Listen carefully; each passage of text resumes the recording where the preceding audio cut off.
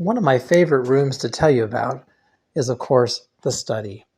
And the study is important because this is where Mrs. Aldrich wrote many of her short stories and novels.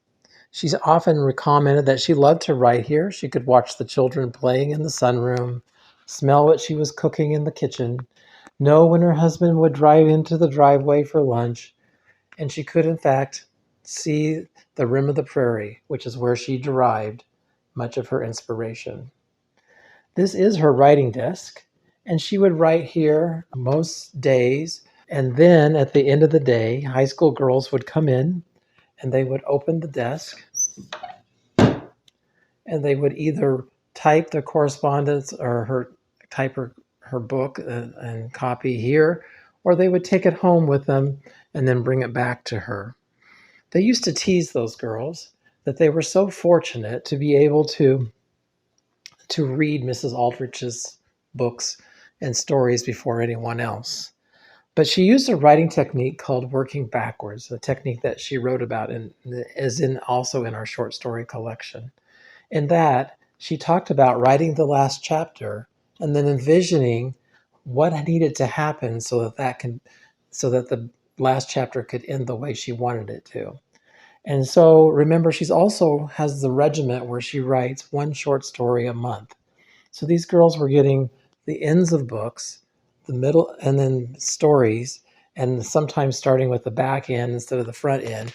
And so oftentimes they were commented that they were confused enough that they didn't really want to have to try to figure it out. And so they just waited and enjoyed it like everybody else. On the desk, you will notice a picture of Mrs. Aldrich sitting in this room in 1942. Remember, she lived here until 1945. And I always find it fun to take a look at the pictures that are on above the fireplace because we have tried to duplicate those as we're very fortunate to be able to receive those back. They go along with the short story Juno Swan and also Alma Meaning to Cherish. Other pictures on that laminated sheet include Mrs. Aldrich cooking. They have her with her geraniums. We have her with her pen and Big Chief notebook. And of course, we have her with a lantern, which is not the railroad lantern that we think of, but rather the mutton tallow lantern that came from her grandmother from Scotland. And so she used that in her story, a lantern in her hand as well. As you look around the room, there are a few other things that we want to draw your attention to. On the north wall is a picture from the premiere of Mrs. Aldrich's book, Miss Bishop, which is later made into the motion picture, Cheers for Miss Bishop, in 1941. And that was at the Stewart Theater, which is now the Rococo. And then on to the left of the door, you'll notice a picture of all the original dust jackets.